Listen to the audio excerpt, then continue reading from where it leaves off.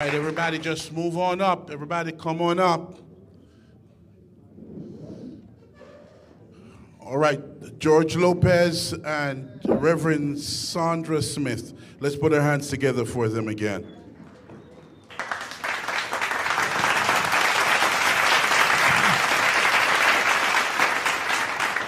Reverend Smith, ladies first. Thank you so much, Mr. Lopez. You are welcome. Good evening, everyone. My name is Pastor Sandra Smith, and I'm here today to talk to you about precious metals, silver and gold specifically. I am a financial literacy educator, and I'm a gold and silver consultant. And what I want to share with you is the value of precious metals, and having precious metals as a part of your portfolio in this economic climate in which we're in, to reduce the adverse effects of inflation, high interest rates, and taxes, and an opportunity to earn residual income.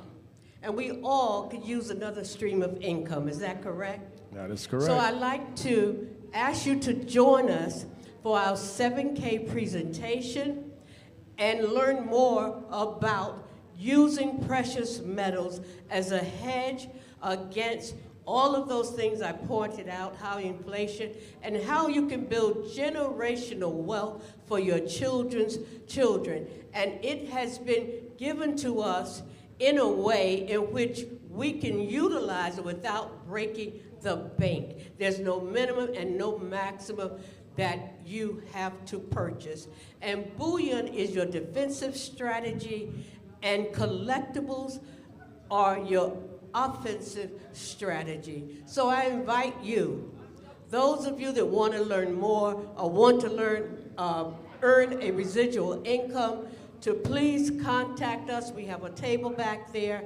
Please join us in helping our community to build wealth, to fund your passion. My passion is to rebuild Black communities, beginning with my own home community in North Carolina. And that's why I am investing in precious metals, gold and silver. So join me. Who would join me this evening to help build wealth, generational wealth in our community? Thank you so much, and I turn it over to Mr. George Lopez. Great job, Pastor Sandra.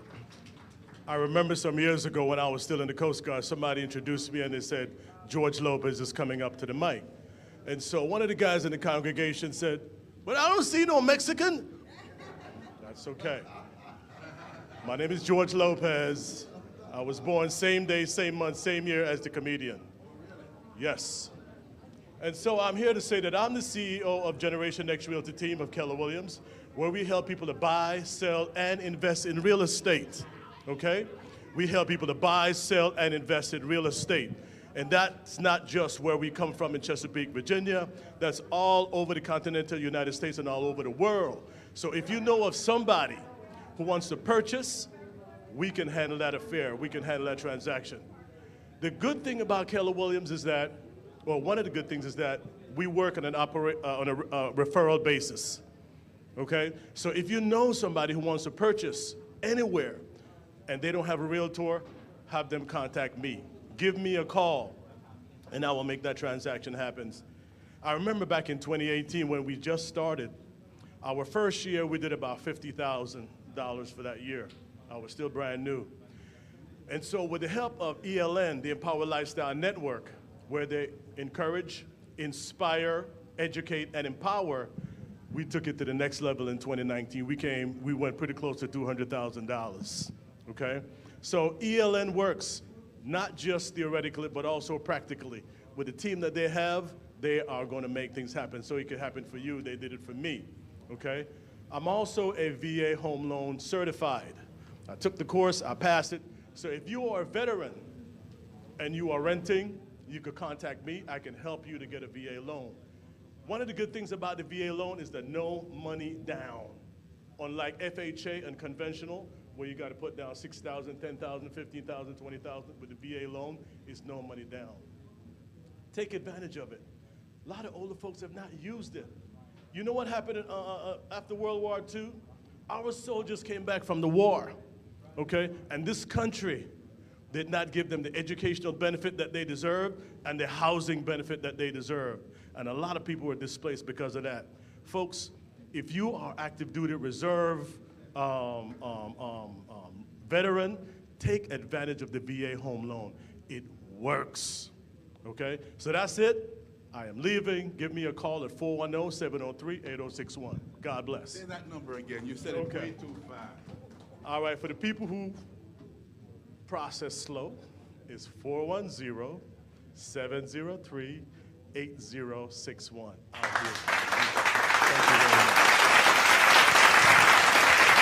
Thank you both very much. I want to just introduce another dynamic young woman. I heard her present at the U.S. Africa Expo a couple of months ago at the UN, and wow, the information. Everybody say information. Everybody say information. Isn't that so key? The information that she shares and she's talking about is really, really, really some awesome stuff. Let's put our hands together for Michelle Walker Davis, principal at Imperial Management Group. Y'all can do better than that. Let's put our hands together for her as she comes.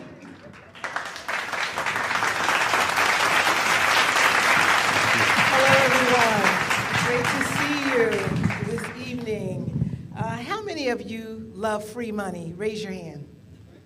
Okay. No, you don't. No, you don't. And I'll tell you why.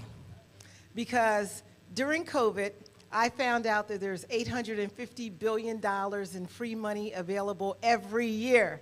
Every year. I wish I had my banner up here. And most of you have not applied. Okay? How many of you have applied for grant funding? Raise your hand. Okay, there you go.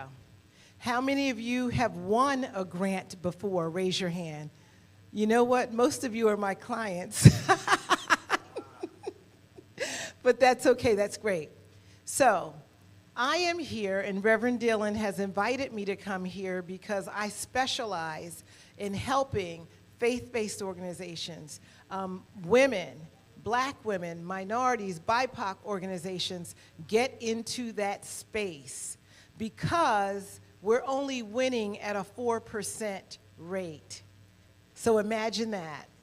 Out of $850 billion, we're only getting 4% of that. Now, mind you, 4% is around $170 billion, so it's nothing to just, sneeze at. But on the other side of that, our counterparts are getting the leftover, the bigger share of that pot, okay? So we can no longer allow that to happen. On the contracting side, I found out during COVID that there's $7 trillion available every year for government contracts. These contracts are financed 100% through taxpayers' dollars. No one pays more taxes than you and I, right? I wish I had paid $750 in taxes last year. They would have hauled me, my husband, all my children, my dog, everybody out of my house, right? You try that and see what happens to you. So here's what I'm saying.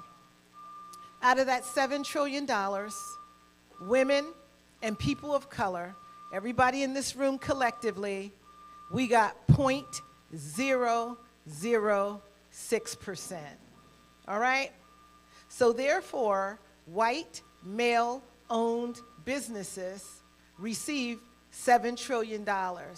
And not just this year or last year, but for generations. So if we want to talk about closing the Black wealth gap, I have identified 2 areas in which we can focus in, 2 of the areas in which I specialize in. And who am I, right? So Michelle Walker Davis, Senior Congressional Evaluator, worked for the General Accounting Office with the federal government, co-authored over 10 congressional reports on fraud, waste, and abuse, looking at contracting and grants and how they're awarded. At the time, I didn't know I was going to own my own business and be on this side of it.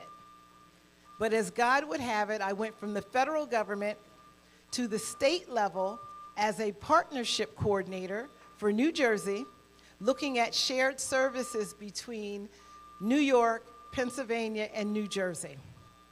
And then I worked as a health planner for Burlington County, looking at the quality of life for 400,000 residents, and I was in charge of putting together the master plan.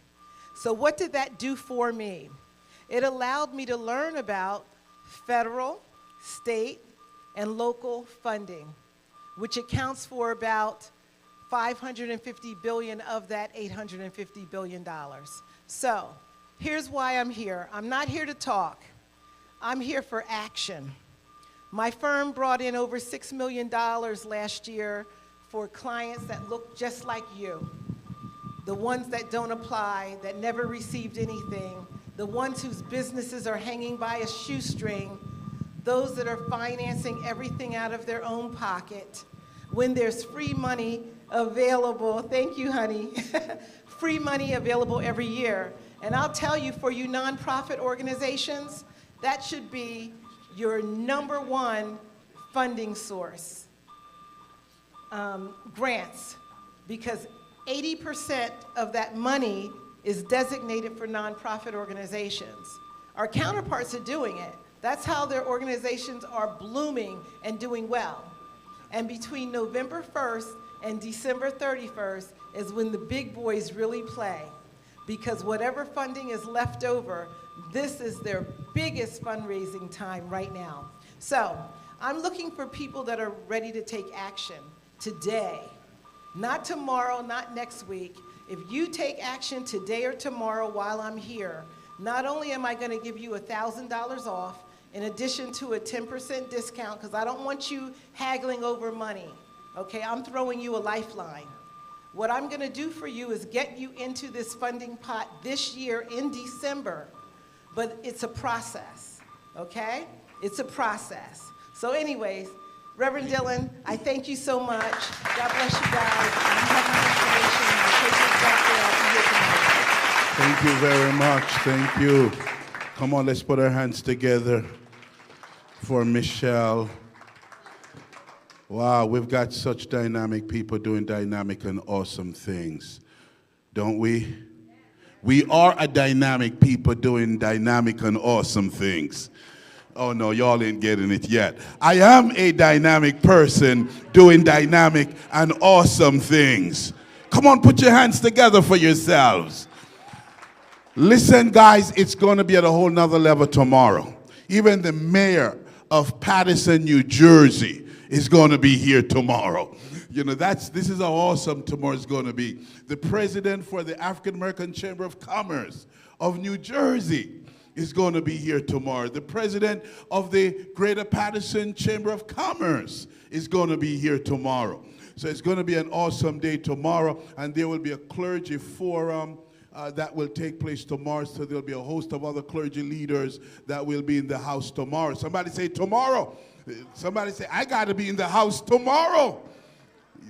Please, do me a favor, invite somebody to come and to be a part of this tomorrow as well. I want to introduce, and you know, we've known each other for quite a number of years. He's just a dynamic man, but when I look at the front run, I'm seeing, you know, these are the African travelers.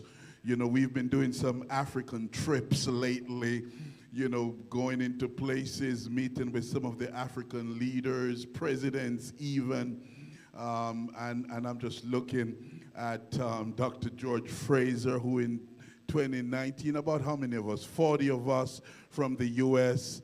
went on a tour to Africa. We had clergy and elected officials from across the U.S., not just New York, and key business leaders and so forth. And one of the great leaders that was with us is my friend who is just going to come and share a little bit with us.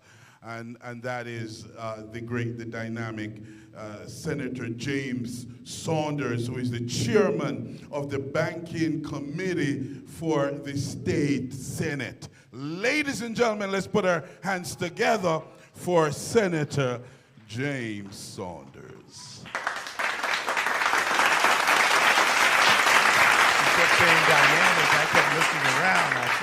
was certainly talking about George Frasier.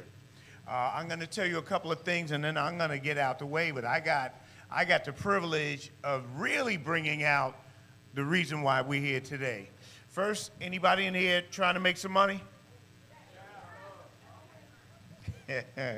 If you're not in here because you're trying to make some money, can I encourage you? You're in the wrong place. On Wednesday, I will be meeting with the Prime Minister of the Ivory Coast and the African Exim Bank, Export-Import Bank. They are putting together a $1 billion fund because they're interested in doing business with you. And they are looking for who is ready to do business with them. Who is ready? So if anybody is ready, first you need to hear what George Frasier is going to tell you, because you're not really ready unless you hear him.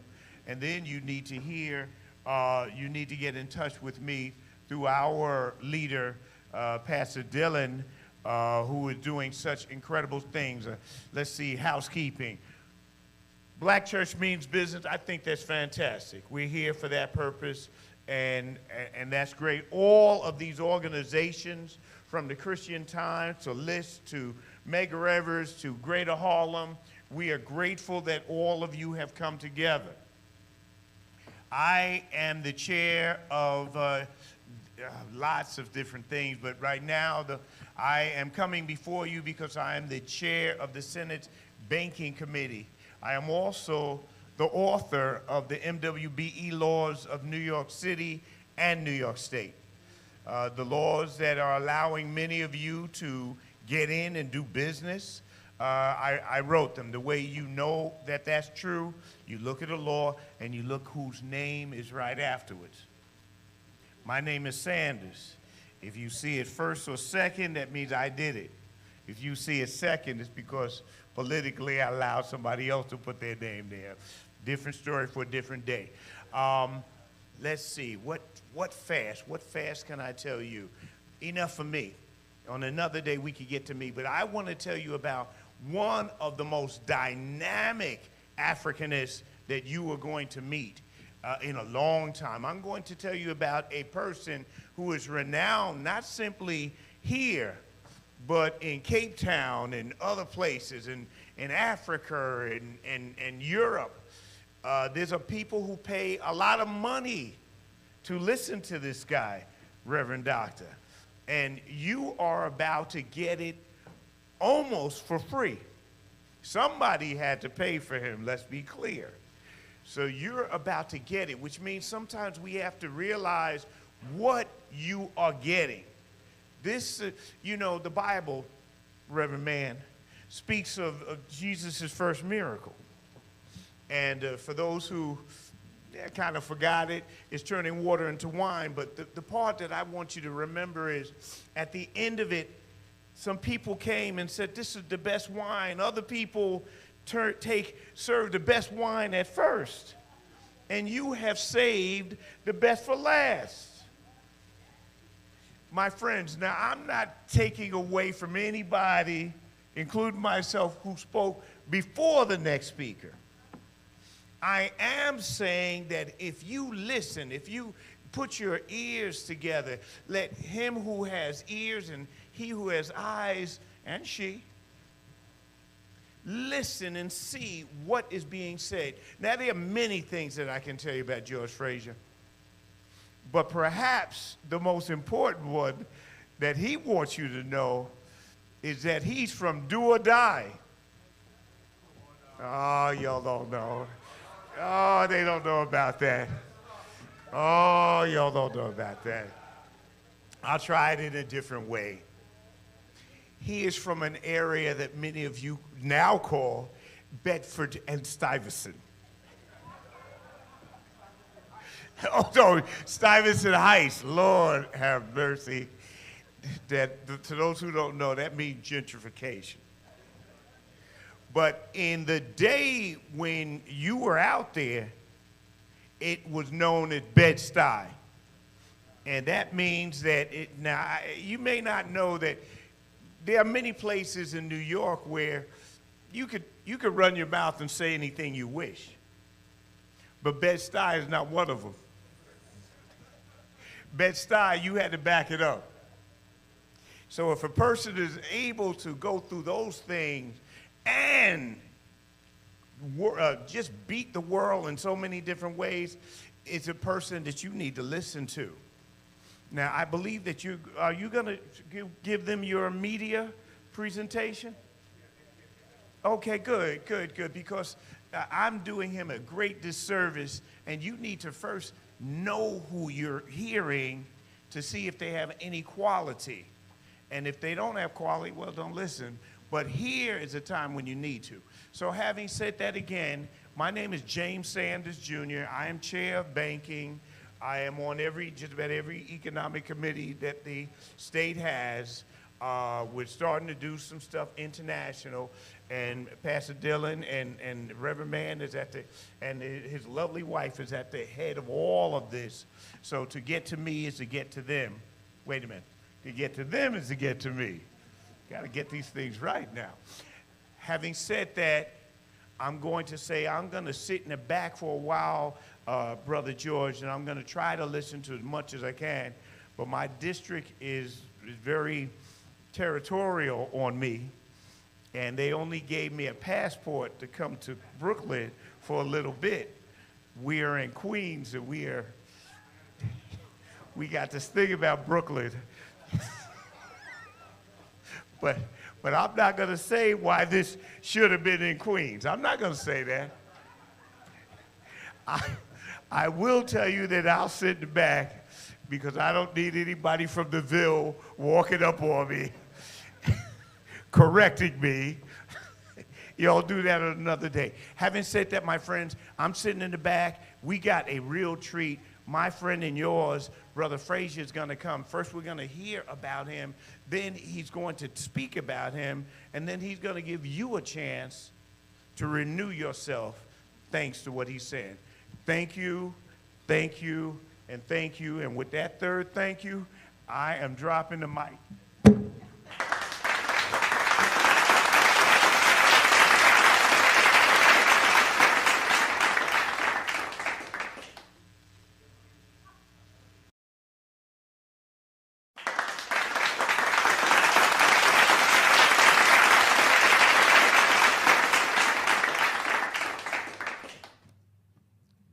We are the saddest people with the most potential on the globe. God has given us more resources than any group in the world, yet because we do not know our most valuable resource is family, we still haven't found our fortune. I have, for the last 25 years, given more than 1,000 qualified referrals of business to people who are my clients, my friends, and my contacts, following the example of the man who sits on this front row, who taught me that you can turn contacts into contracts and contracts into cash flow. The Africans say, when the student is ready, the teacher will appear. I am fortunate that I found mine. And with our friendship, we have built an organization that has $180 million a year in purchasing power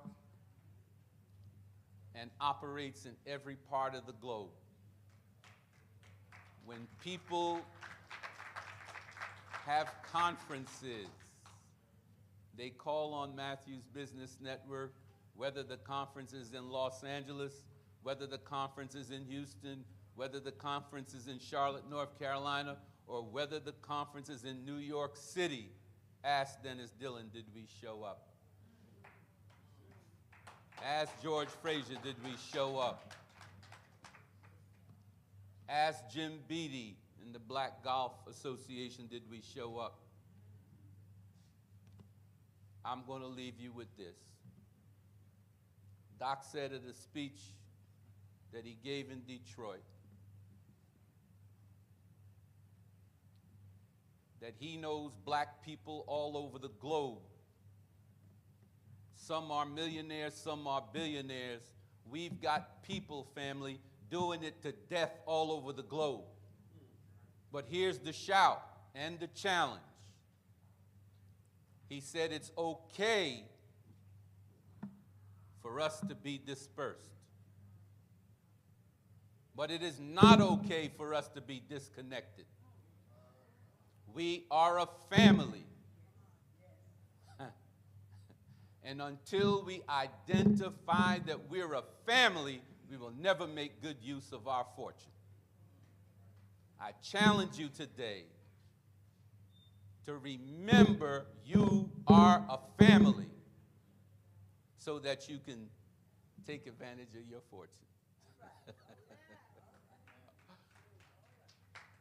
Because we are at Resurgence, and I'm going to walk phone to my dude. This is my ride or die. Y'all met my sister over there. She's got $850 billion. Because we are at Resurgence, remember this. John chapter 14, verse 3 says, fear not. Believe in God and believe in me. In my Father's house there are many mansions.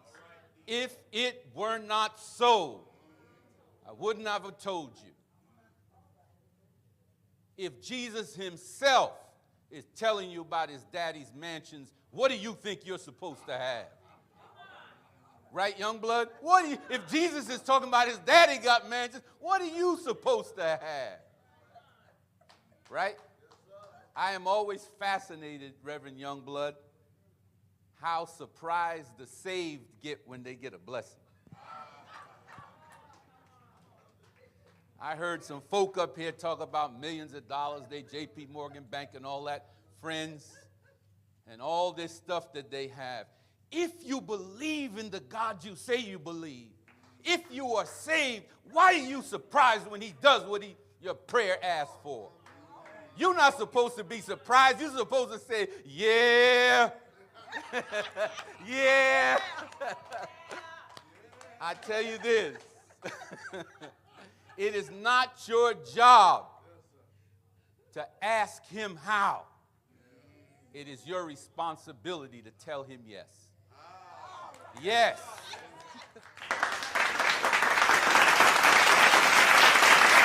Yes.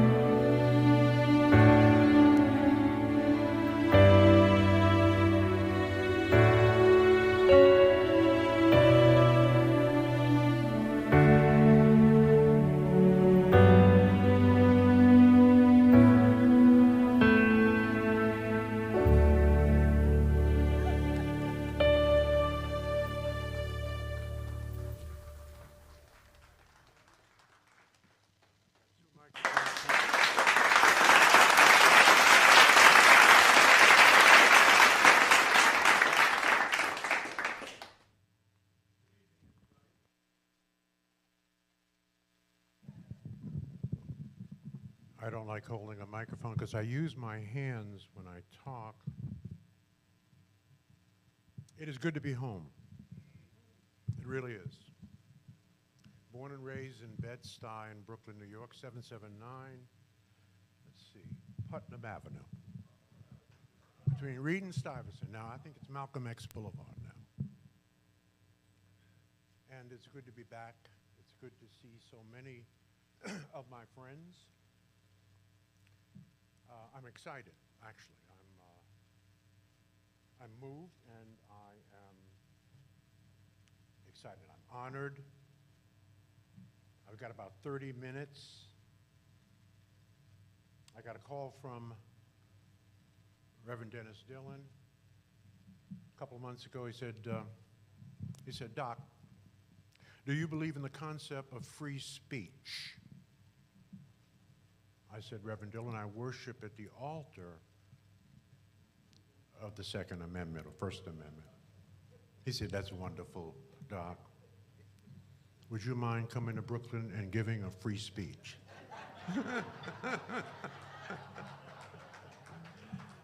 Absolutely. To the Honorable Dr. Dennis Dillon, to the distinguished guests, Senator James Saunders, who did an incredible job in introducing me and giving us some nuggets, Stan Mathews, my good friend Randy Norfleet, Michelle Walker Davis, and all of the friends that I have in this audience. Now, you know that I am from Bed-Stuy. And they say if you're from Bed-Stuy, you're either a thug or a gangster. I'm a gangster. So I'm going to speak to you like a Bed-Stuy gangster, straight, no chaser. Take out your pencil and paper, take some notes. I'm only going to say this once. Today I will open with a few brief insights on the key content and subject matter of this very, very Resurgence conference, to include building and managing wealth and business and the power of the human connection, as well as the key challenges within the African diaspora. Now, to that end, I'm going to segue to a 3-minute editorial piece on the state of Africa as I see it, and our much-needed critical partnership over the next 5 generations with our African brothers and sisters. Now, if I have time, and I probably will not, I will close with a 12-minute essay entitled "The Time Has Come, Rise or Die." Now, I've given this essay in 6 different parliaments on the continent, to include the extraordinary 3-country trip, Reverend Dillon, that we took together in 2019 with the 40 or so folks that you had mentioned. Finally, I will lay out a scientific, but in a very simple way, to help you understand that your best work is ahead of you.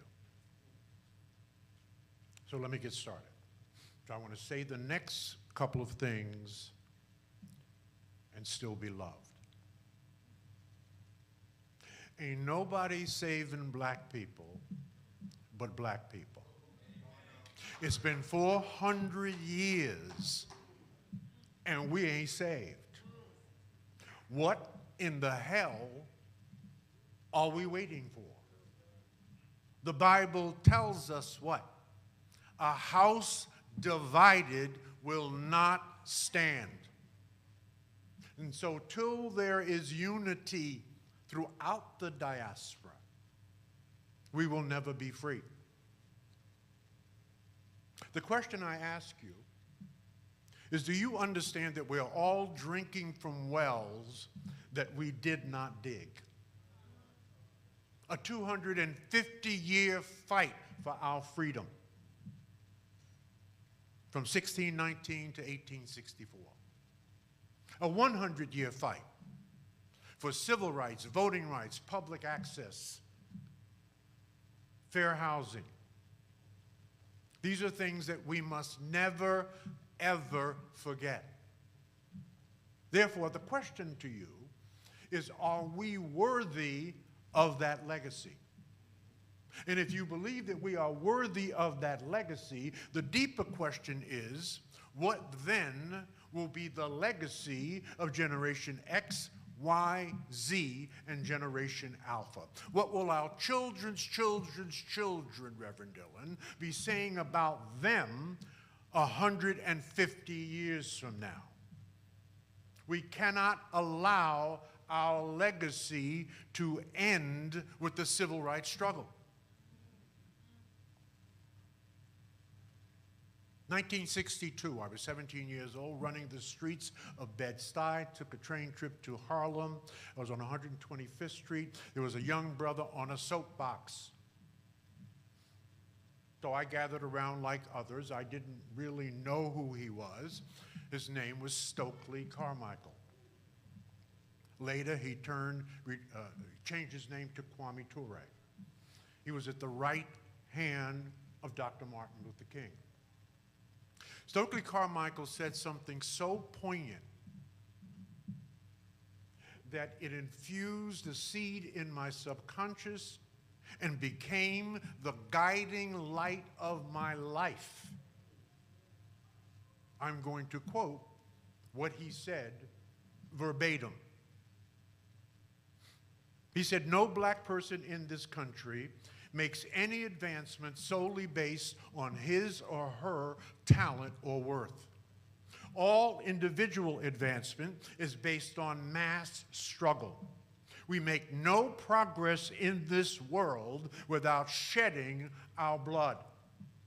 Therefore, brothers and sisters, your advancement and success does not belong to you.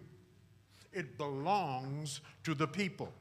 And if you do not use your success or advancement for the benefit of your people, it's a betrayal of the people who shed their blood for you." I never forgot that. Nobel Prize winner, Pulitzer Prize winning author Toni Morrison said it differently. She said, if you are free, you need to free somebody else.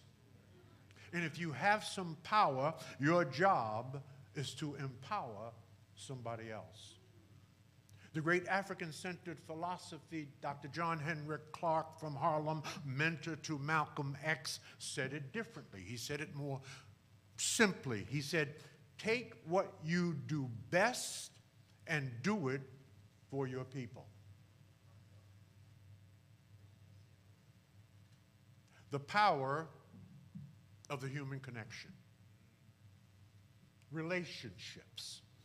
I've been writing about that and speaking on that for nearly 40 years. I wrote a modern-day classic, I'm not bragging, I'm just saying, called Success Runs in Our Race, The Complete Guide to Effective Networking in the African American Community. It is a modern-day classic. It is required reading at 57 historically black colleges. It is a book that started the networking conversation in Black America and ultimately started the networking movement. In that book, I framed my conversation about the power of the human connection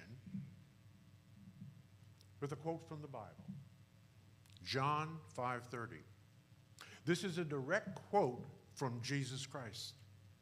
Now, there are 800,000 words in the Bible.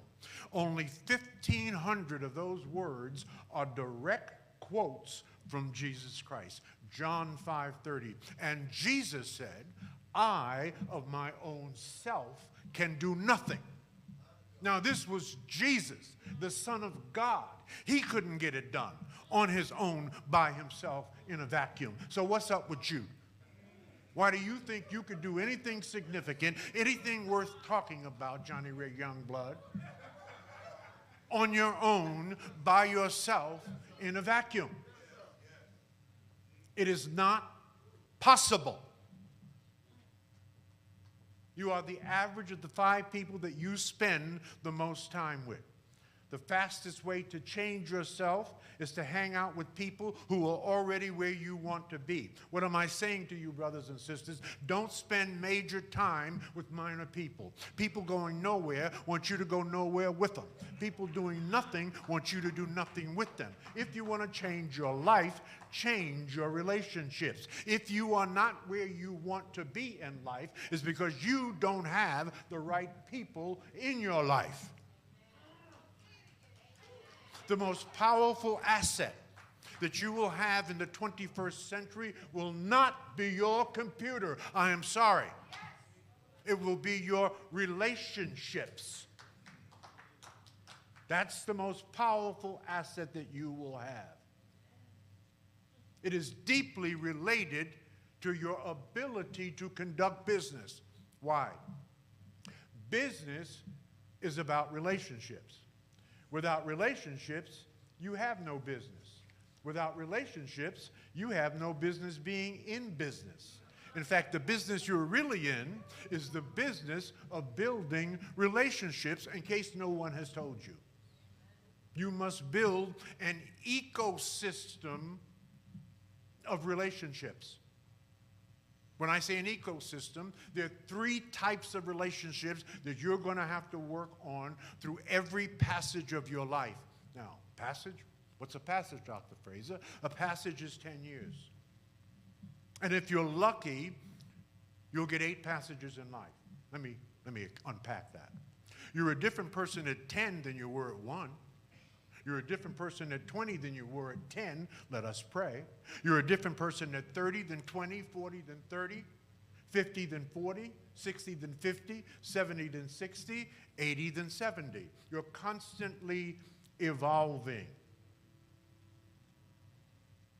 Who's in your life? Who's your partner? I've been married to the same sister for 50 years. That's 50. People ask me all the time, what is the key to staying married to the same sister for 50 years? It's just 2 words. Amnesia and submission. At some point in time, Reverend Youngblood, you'll understand that you must just submit to the foibles and picadillos of each other.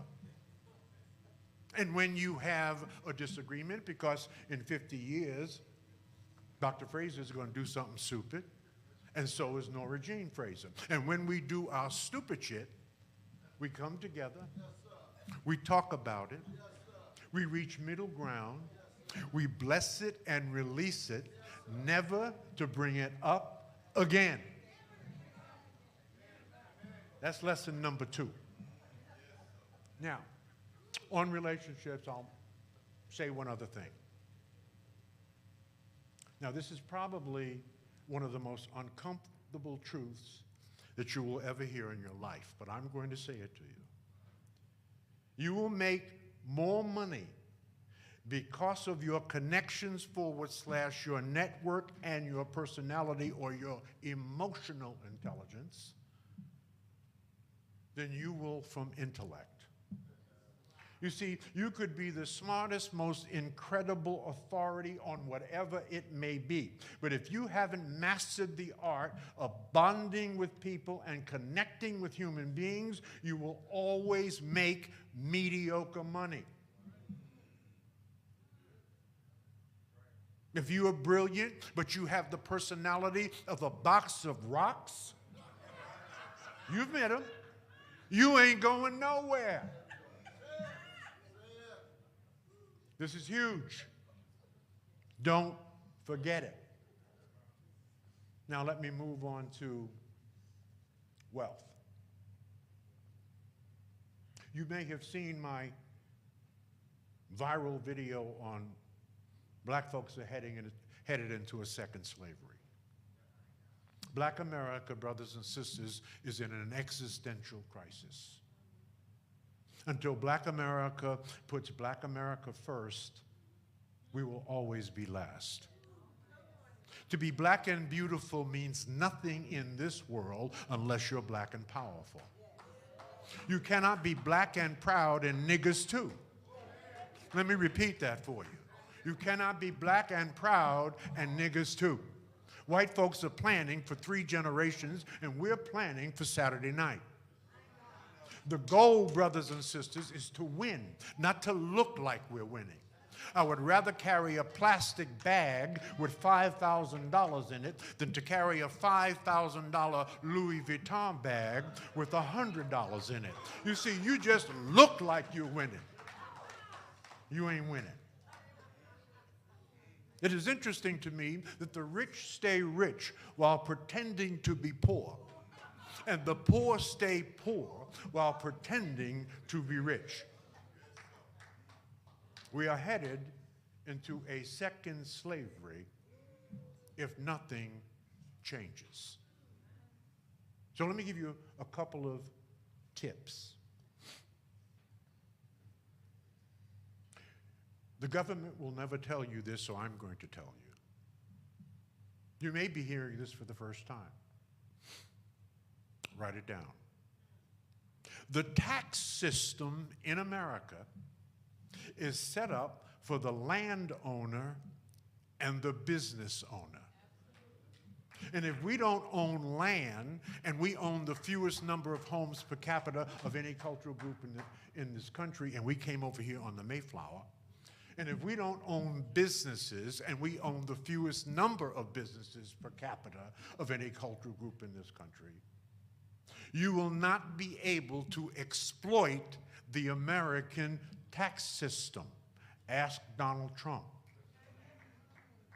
I hate to mention that name. I don't spell it that way. I spell it small t, capital R, capital U, capital M, capital P. And the T is silent.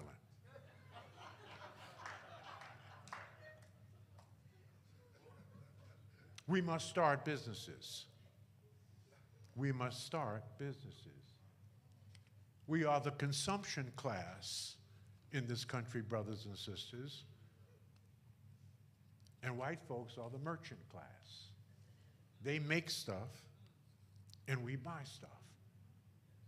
We are a $1.7 trillion annual economy, but our money goes in one direction away from us, and we're some of America's most conspicuous consumers. Stop it. Sell something.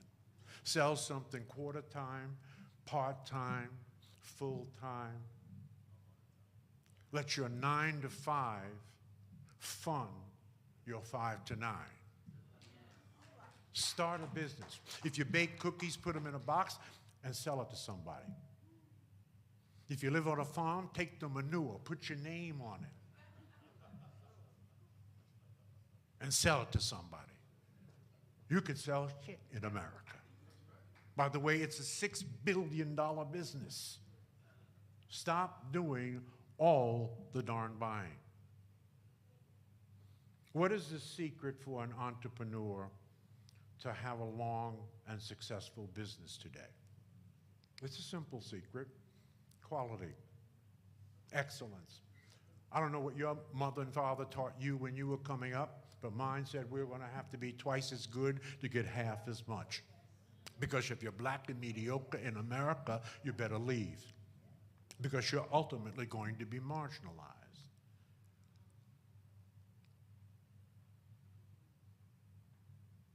Growing up basically in orphanages and foster care, I aged out of foster care. My mother became mentally ill when I was 2. There was 11 of us, 8 boys and 3 girls. My father was a New York City cab driver, and he couldn't take care of 11 children. So at 2, I was orphaned, stayed in an orphanage, several of them, until 5, and then spent the balance of my young life aging out of foster care. And no one thought I was college material, so I ended up going to a vocational high school after being kicked out of Boys High, and I got a diploma in carpentry. Now, I couldn't get a job in carpentry at that time, Reverend Dillon, because the Italians control the carpenter union in New York. So my first job, real job, was mopping floors and spit-shining latrines and urinals at LaGuardia Airport. If you go to LaGuardia Airport today and you go down into the maintenance department, there's a picture of George Frasier. I was the best floor mopper in the history of LaGuardia Airport. I took ownership of my toilets, my urinals, and my floors. Now, what does all that mean? It's not how you start, it's how you finish. And how you do anything is how you do everything. Excellence for me actually started in our foster homes, transferred to the toilets of LaGuardia Airport, and then inserted itself into every single thing that I do. Quality in everything that you do. Make quality and excellence, brothers and sisters, a priority. Speed is marketing. Quality is proper branding. Quality. Quick question for you entrepreneurs out there. No, I'm not going to ask it as a question. I'm going to say the first thing as a statement, then I'll ask you a simple question that you will not be able to answer. If you don't have a system, you don't have a business. I don't know what the hell you have, but it ain't a business. You know what it is? It's a business. You see, and the job of Frasier Net and Power Networking is to put the black business people out of business. Because you're messing it up for those of us that are doing serious business. Second question for all of you entrepreneurs out there. Are you a brand or are you a logo? A logo is an artistic depiction of an idea. That's all it is. A brand is a promise. What is your promise? Do you even know what your promise is? Do your customers know what your promise is? Are you delivering on that promise? This is hugely important. Finally, on this particular subject, I want to say one thing about money. Money is the mother's milk of all great intentions. And without money, all you have is a good damn intention. Money, it is absolutely critical. Now, let me segue to a personal editorial I wrote recently for a newspaper, a black newspaper, and it's about Africa. I've been to Africa 37 times. I'm well-traveled and well-read, not bragging, just saying. I have 10.5 million frequent flyer miles. 37 times, 21 countries in 40 years. To include, and having been to Africa that many times, I want to make this statement to include my 50-year mentor, Dr. Kwa David Whitaker, a dual citizen of Ghana, an installed chief in the village of Atankwa in Elmina. And I want to say what I'm going to say, my poignant observations, or maybe acerbic observations, of what's going on in the continent. African political leaders are in leadership positions with compromised control and virtually no power. Why? Former colonial systems and legal structures are still being used to control Africa through puppet leadership, using banking, healthcare, the judicial, wig-wearing systems, insurance and reinsurance, import and export, miseducation, religion, restrictions on manufacturing, and offers of bogus aid packages, just to cite a few of the more obvious things. This is exactly what represents the power of everything woke and conscious in continental Africa, or continental Africans. There's continental Africans, us, and then there are Africans on the continent. We, as continental Africans, must work towards strategic alliances, joint ventures, and partnerships, and working with and through our brothers and sisters throughout the diaspora, especially on the continent. Why? In sub-Saharan Africa, 70% of the most important minerals are under the feet of our brothers and sisters, except we can't get them out of the ground. The Chinese have to come and get them out of the ground. Other groups, the French, have to come and get them out of the ground. This is exactly what represents the power of everything woke and conscious continental Africans must be working towards today. Let me say that another way. The colonizers had three common objectives in the 1884-85 Berlin Conference, and they were as follows. Number one, to occupy the land, thus they had colonial wars. Number two, after victory, to install colonial imperialism, thereby establishing the socio-cultural, economic, and spiritual infrastructure whereby they could run the day-to-day affairs on the land.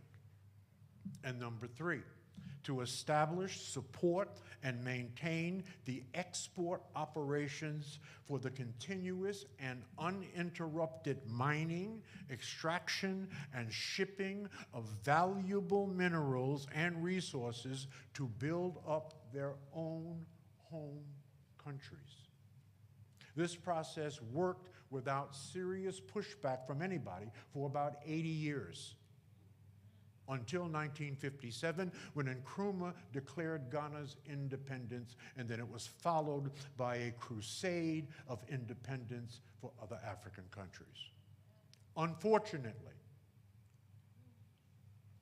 in all of the independence, excitement, and celebrations, they lost sight of the reality that the so-called independence only ended the colonial occupation. Numbers one, occupy the land. Number two, run the day-to-day affairs on the land. And number three, use African resources to build their own countries. They are waiting, those three things are waiting for support, our support, and our guidance.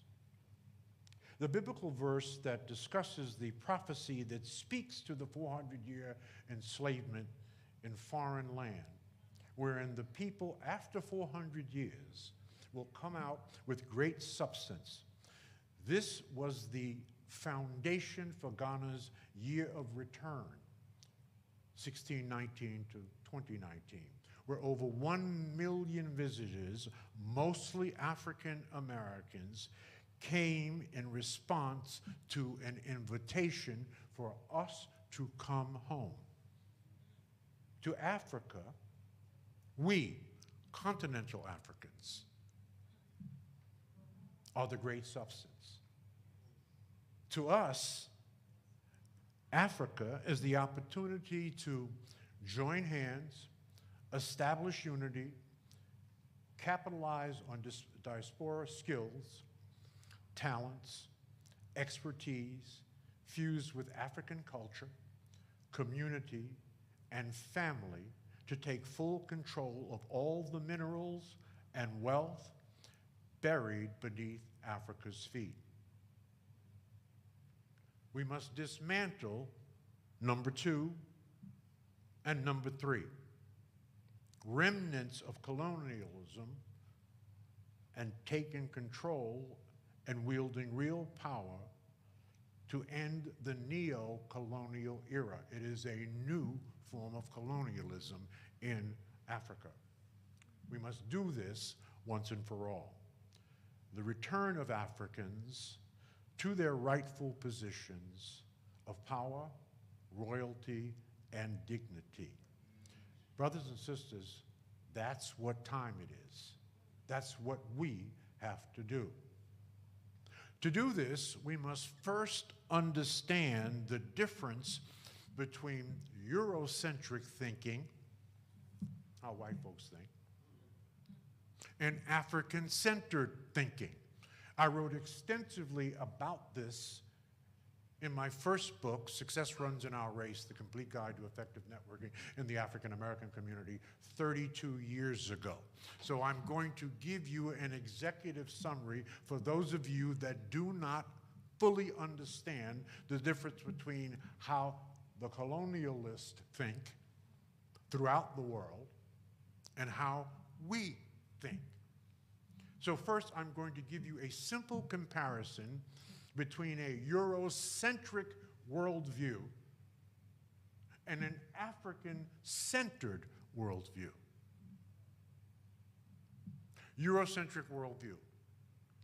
Order is imposed by the stronger force.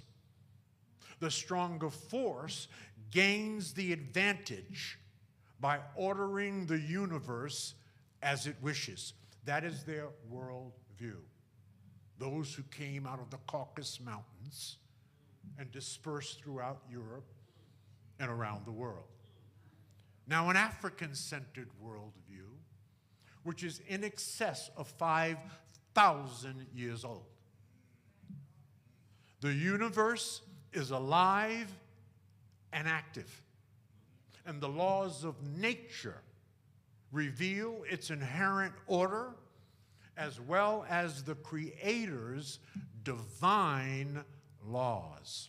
Now, do you understand the gap between how they think and how we think? It is as wide as the Grand Canyon. So in order to deal with a people, you must understand what? Where they are coming from. Now, Eurocentric thinking. Survival of the fittest promotes a drive for mastery and control of nature and the accumulation of possessions. Afrocentric thinking. There is a oneness of all things. Life is primary and must reflect a divine nature. Group maintenance, collectiveness, and sharing are essential. That's huge.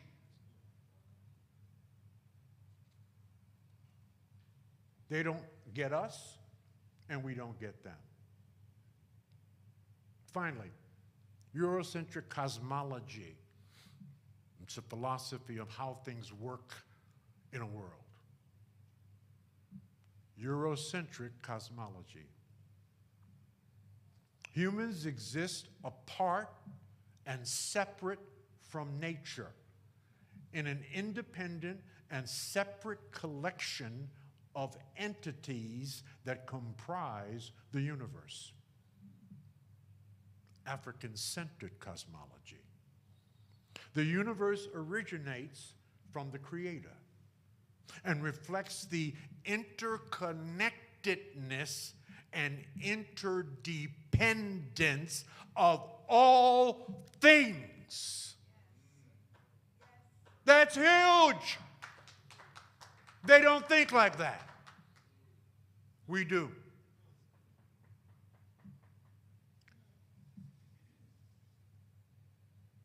I'm not going to say any more about that. If you want to know more about that, I wrote extensively about that with the help of some of the greatest thinkers in America. I urge you to, in fact, read the book, Success Runs in Our Race, The Complete Guide to Effective Networking in the African American Community. Now, I don't have time to run this piece called The Time Has Come, Rise or Die, of which I have given in 6 parliaments, to include the ones we were in, and 15 countries in Africa. My hue and cry to help them understand. I don't have time to get into that. Maybe tomorrow. It's about 13 minutes. I don't want to take up any more time. We have a lot of incredible speakers, and we want you to hear them. All I'm going to do is give you just a sample of what's in this document.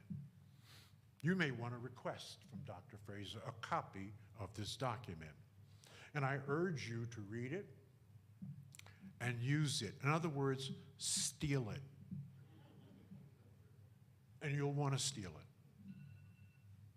it. It opens with a simple statement. J. Edgar Hoover, the U.S. director of the FBI for 37 years, was asked in a major political conference in the 1950s, here's the question to Hoover. What do you see as the single greatest threat to the United States of America? His answer is documented. Negro unity. That's what he saw as the greatest threat to this country. Us connecting the dots and leveraging more effectively our collective resources and intellectual capital. Hoover was correct then, and it would be true today. If 1.6 billion African descendants were united on the continent throughout the diaspora, it would unleash the leveraging of $100 trillion, 25% of the annual production of global wealth. It would at least unleash human and intellectual and financial capital in combination with the control of the largest concentration of precious metals, valuable minerals, and natural resources in the world, right in Africa. That would plunge the outside world into a shithole existence and dramatically change the economic algorithm or balance of global power overnight. That's what kind of power we have. But we don't understand how powerful we are. We don't remember that we are the children of the slaves that would not die, that we have the genetic encoding of the kings and queens of Africa, that we were building pyramids and solving complex engineering problems when other cultures were living in caves practicing cannibalism. We are an awesome and powerful people. The time has come, brothers and sisters. I believe that Africans and their diaspora brothers and sisters in the Caribbean and beyond are at a pivotal point in history, facing existential challenges from the World Economic Forum, the World Health Organization, unchecked climate forces, globally modified crops, proliferation, depopulation initiatives. Need I go on? The world is not waiting for us to wake up to our power. It is time for Africans at home and throughout the diaspora to take the head seat at the head table, not only in the diaspora, but in the global economy. Unfortunately, collectively, we continue to place our power in the hands of those who have historically oppressed, enslaved, and colonized us, and even worse, we continue to oppress, abuse, and exploit each other in our efforts to gain favor with them as we line our pockets at the expense of our own kind and kin. Shame on us. That's part one. If you're hanging around tomorrow and you give me 10 minutes, I'll finish the rest of it. It gets better.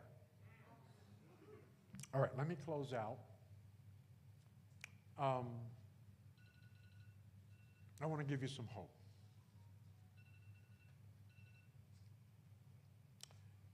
I read scientific journals. 3 years ago, the New England Journal of Medicine came out with a longitudinal study on the 3 most productive periods of your life. The number 3 most productive period of your life is between 50 and 60. The number 2 most productive period of your life is between 70 and 80.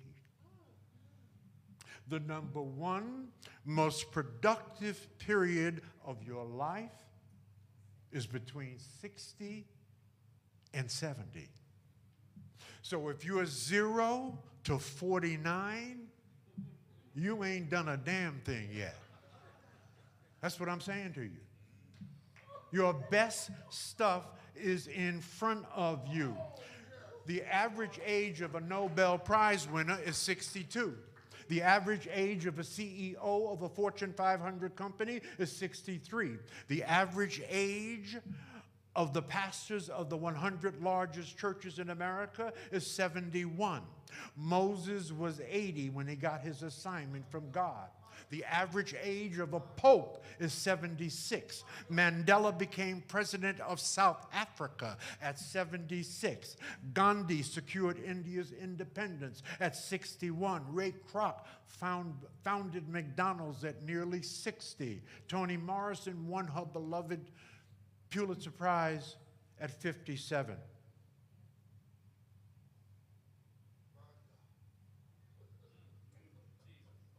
My best work began at 50. Oh, I was piddling around doing some things between 0 and 49, but if you track what I've done, not bragging, just saying, it started at 50. Now, why is this? Can I have 5 more minutes? Okay, all right. Because we got to manage the time. I know I'm a little bit over.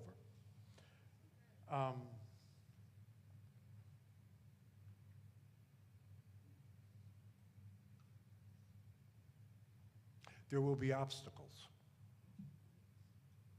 My favorite quote outside of the Bible is a quote by Marcus Aurelius, one of the 5 great Caesars. And it was Marcus Aurelius who said this. This is deep now. The impediment to action advances the action. What stands in your way becomes the way. Where there is no obstacle, there is no way. What is the first thing God does when he gives you an assignment that he feels that you're prepared for? He puts an obstacle in your way. And your job is to find a way over, around, through, and under the obstacle, to fail, stumble, fall, and learn the lessons from that obstacle. And when you do that, you then get an attaboy or an attagirl from God. And then you get your next assignment at a slightly higher level. And then what does God do? He puts an obstacle in your way. And your job is to find a way over, around, through, and under the obstacle. And when you look back over your entire life, you will see that is the story of your life. Let me say it differently and I close. Life is hard, brothers and sisters. Marriage is hard. Divorce is hard. Choose your hard. Obesity is hard. Being fit is hard. Choose your hard.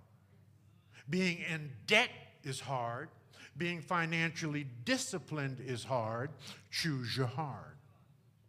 Communication is hard. Not communicating is hard.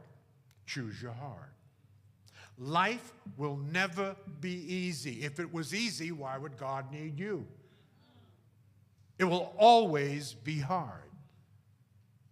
But we can choose our hard. Pick what you want, but pick wisely. Do what you love with people that you love.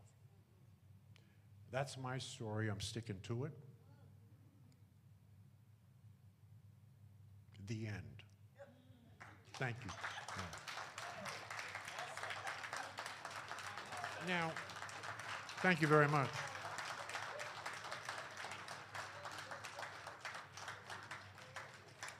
On August the 2nd and 5th, through the 5th, we will have the next Power Networking Conference, our 22nd year. The Power Networking Conference has been named by Forbes magazine as one of the top 5 conferences in America not to be missed. Not one of the top 5 black conferences, but one of the top 5 of all conferences. So, I want to make you an offer. If you go to our website, powernetworkingconference.com, you will see that an adult registration is $1,500. We sell out every year. We encourage you to bring a young person, 18 to 25. Our children should be sitting at the feet of masters. A student registration is $800. Together, that's $2,300. So I'd like to give you that package with a $1,700 discount, one adult and one student for $599. The offer is good as long as I'm here. After I'm not here, don't call me. I will deny that I was even in New York. So it's a $17 offer. You can fill this out, give it to me. I've got a couple of books. People have asked me to bring some books. I brought my children's book. What did I do with it? I had it. Oh, here we go. Here we go. I'll be selling a couple of my books. This is my children's book. It's an adult book written for children. It teaches our young people that it takes teamwork to make the dream work. It is Who Would Have Thunk It? The first adventure of the Frasier foster kids. Okay?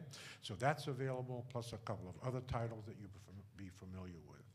Again, thank you so much for indulging me in shameless self-promotion, and thank you for receiving the message so graciously.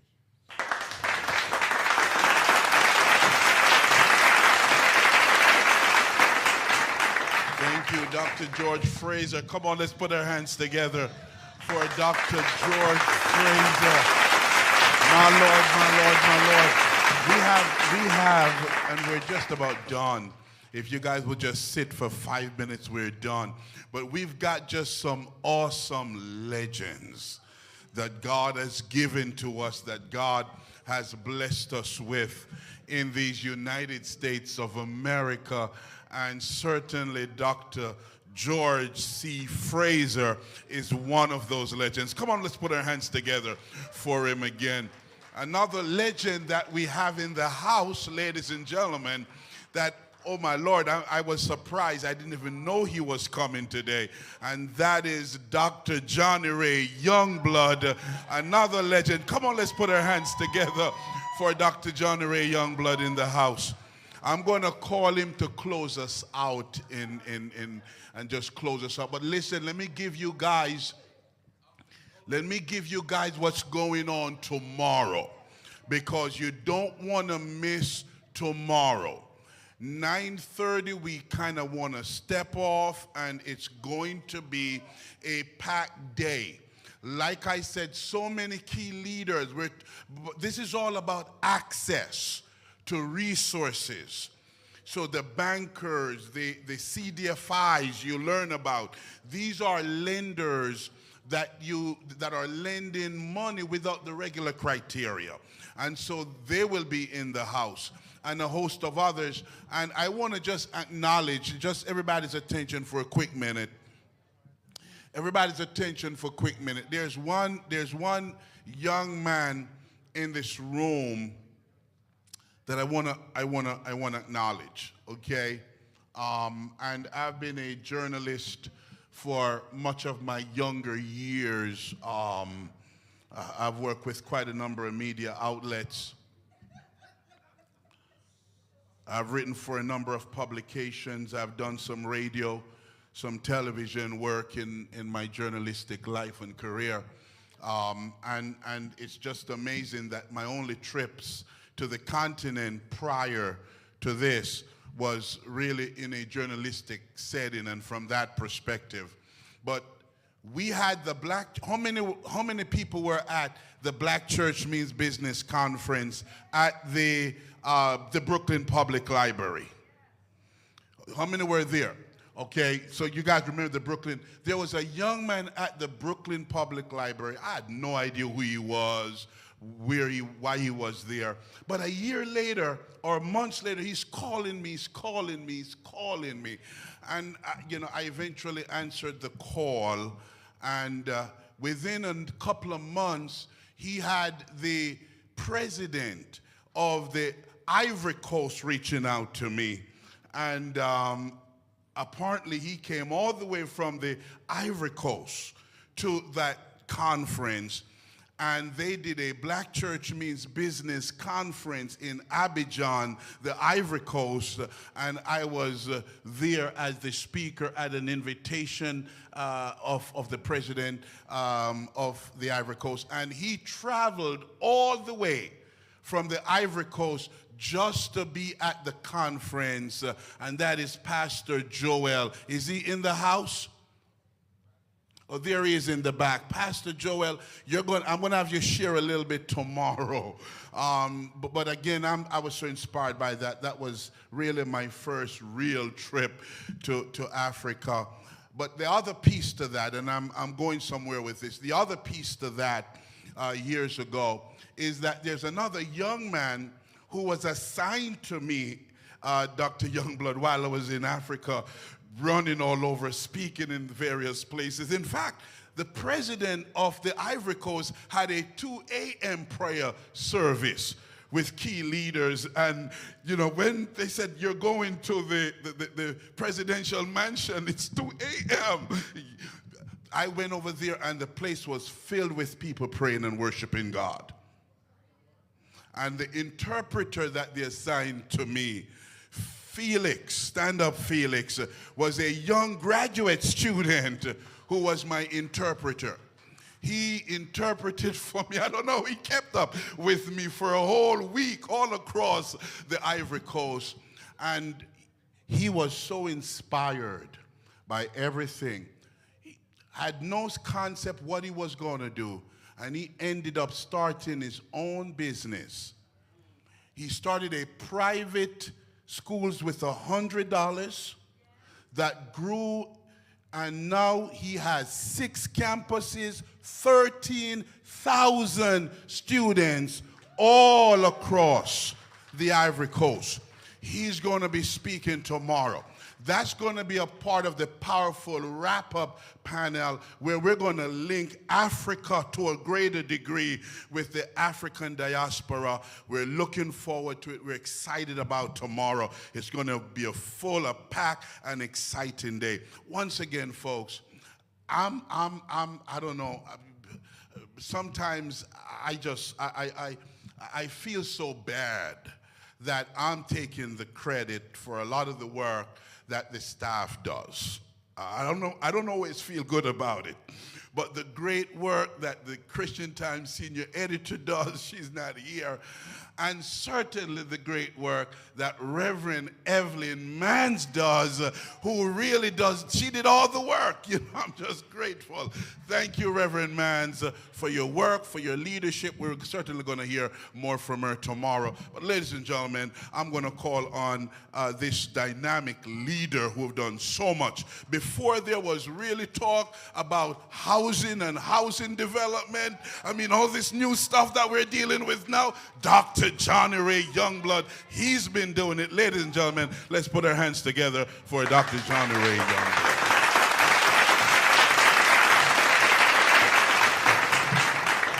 It's time to go.